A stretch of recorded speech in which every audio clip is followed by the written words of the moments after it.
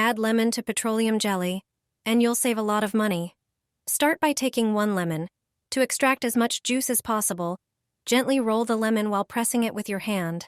In a clean bowl, add 2 small spoonfuls of plain petroleum jelly.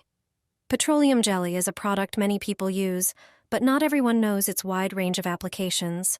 It creates a protective barrier that prevents moisture loss, hydrates, softens, and accelerates the regeneration of dry skin. To the bowl, also add 2 small spoonfuls of freshly squeezed lemon juice. Next, take a small pot, pour water into it, and bring it to a boil. Place the bowl with petroleum jelly and lemon juice in the pot to warm the mixture in a water bath.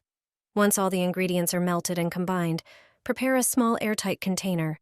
Pour the mixture into the container and let it cool. Use this mixture on your hands, face, and neckline. Leave the mask on for 10 minutes to allow your skin to absorb it well, then rinse it off. Apply the blend to your elbows and knees, where the skin tends to be darker and rougher. Regular use works wonders. Your skin will be well hydrated and nourished.